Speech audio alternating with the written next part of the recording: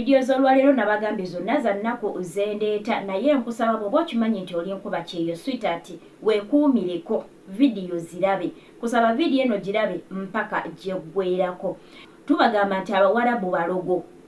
Kadaama boosi we yabadde ayagala kutwala amazzi g'anaabyemu engalo. Tekyamumalidde Kadaama we yatebuse akatego k'amazzi n'agamba boosi we ekyewaffe kibi okunaaba mu mazzi gennabyemu n'ogatwala. Olwo boosi ng'alimbye Kadaama mbu waliwo gwe bagenda okuganaza oba mulwadde wa musujja oba biki. Kankuwa akatambi k'omukyalo ono obenga naye weewulirirako ku bigambo bye naye toweerabira nti vidiyo zino nzireeta tuziyigireko. Wuliriza nnyo vidiyo z'omukyalo ono ziyinza okuba mpanvuko oddakiika nga 3 naye ziwulirize nkwegayiridde. Eno vidiyo ngenda kukwata mpanvuko naye bannaye mbasaba mugiwe ku budde era nsaba TikTok etambuze ku vidiyo eno etuuke ku mwana ye ajja obuzzi aprocesinga n'oyo ali mu kiyumba gwe kitanatuukako era nawe gwe kyali kituuseeko nkusaba otaagenga vidiyo eno ogintambulize bannaffe basobole okumanya. Ennaku z'omwezi zaabadde nga 25 omwezi ogwokusatu. Abaana ba mukadde ne bakyala bwe bakyadde ne batugamba nga omanya emirimu okutegeka emirimu ne tutegeka kati mu ssaawa y'okugenda buli omu ne mukama we iffe kuba twabaddewo Abannayuganda 2 kati mukama wange n'ajja n'aŋŋamba jangu ofune wuzu ng'omuntu afuna wuzu naabe ebigere naabe emikono mu feesi mu kamwa mu nviiri mwonna mbawa amazzi ago nga naabiri mu kataasa engabawe. Ng'ensonga eri etya ne mubuuza lwaki n'aŋŋamba embu bwe bagenda okugawa okunaaba mulwadde wa musaayi talina musaayi mu mubiri era tugamuwe aganaabe ge gagenda omuzzaamu omusaayi. Nensirika ne mutunuulira n'ambuuza lwaki munansonyiwa ebireekaana n'ambuuza lwaki osiriikiridde ne mugamba ewaffe si kirungi ekyo ekintu kibi. N'aŋŋamba omukazi nannemerako omukazi nannemerako naaba amazzi nga bawe. Nakome mbagamba ng'omukazi annemeddeko eno ye paati 2 ng'omukazi annemerako n'aŋŋamba jangu nensituka ne ŋŋenda naye n'aŋŋamba ogenda kukola nze kyenkola ne mmutunuulira n'akola byonna byakola n'anaaba ebigere nga waayagala nkikole. Olwamaliriza n'aŋŋamba ogenda kukikola jangu okikole n'aŋŋamba teeka olina okukikola olina okunaaba ebigere olina otuwa amazzi ago nonaaba ebigere emikono amaaso ng'omuntu afunira ddala wuzo neŋŋaana. Ne boosi wa mukwano gwange munnange Munnayuganda era najja n'anona munne era naye n'agaana n'amupoteza akole ekintu kye kimu naye era n'akola ki n'agaana. Kati ono omukazi tekyamumalidde jjukira boosi wange omukazi mukamwana gye twabadde n'annemerako n'atatenkanya buli magezi gonna kye yakoze ng'agenda akamula juyisi.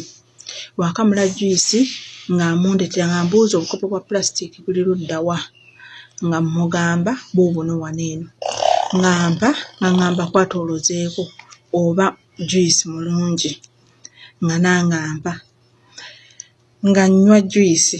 Olwanywedde juyisi nanyweddeko omumero gumu nga nzijjako akakopo kuba mwabadde musigaddemu juyisi nga nzijjako ng'akawummooza awo ng'akwata buno obukopo obulala. Kati namulabe naye awugguuse akutte obukopo buneeno nange nensikawo kano kennyweddeko amangu nenywa juyisi yenna ne mumalawo akakopo ne nkakasuka ku kasasiro ate si kasasiro w'omunda kasasiro w'obweru kye yabadde abala nnywe juyisi ono we mmalamu asigaza oya juyisi asigaddemu n'akakopo akole ki abitwale.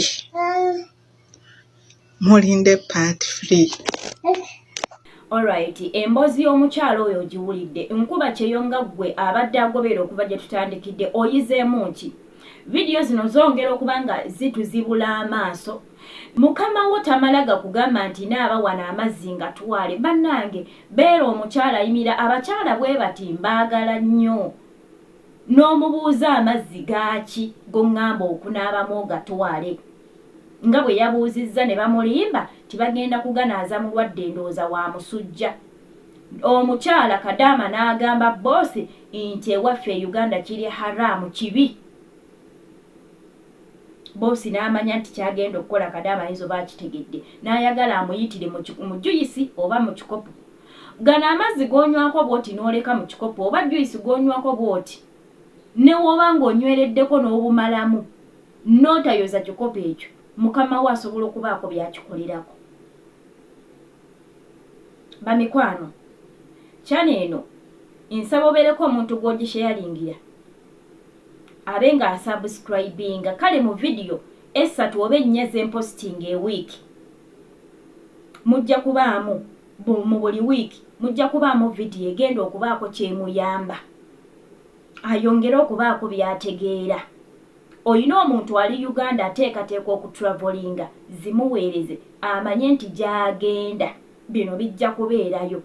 Abalala oyinza okugana abamu n'otategeera naye era otegeera kubanga Omuwarabu kizibu nnyo kyakunaabira mu kataasa.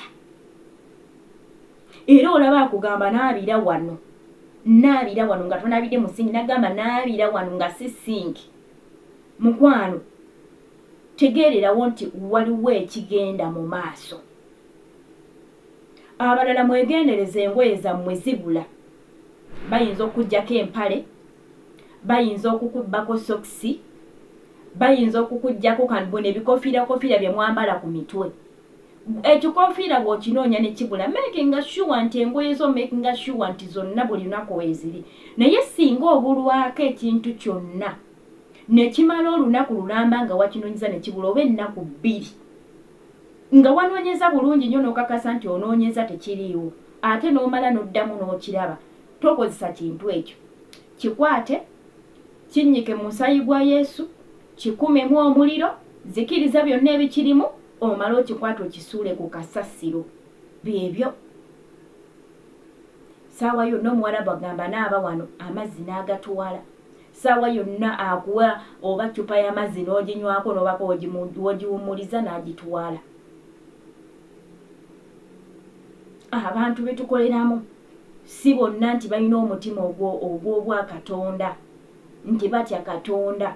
Abo abantu bemulaba beefuula abamanyi ennyo eddiini era beefuula abasaala ennyo naye emitima gyabwe middugavu.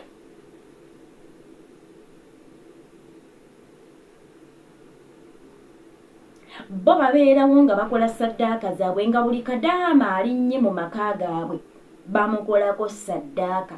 Ogenda mu kiyumba ng'olina omukisa gwo, ogenda ofuluma ekiyumba ky'Omuwarabu ng'oli kiwowongole. Eyalina omukisa nga tokyalina. Bamanyi n'okukyusa amagenda g'obufumbo tebaba babba empale ne babafumbiza ebijiini. Eyalinga ovudde Uganda nga tolina kintu kikukozesa ntandika okuloota ng'ekintu nga kikukozesa oloota weegatta n'abantu ebitaaliwo ng'oli Uganda. Nga bakufumbiza ebijiini byabwe buli we kikozesa bo ng'eri bafuna ssente.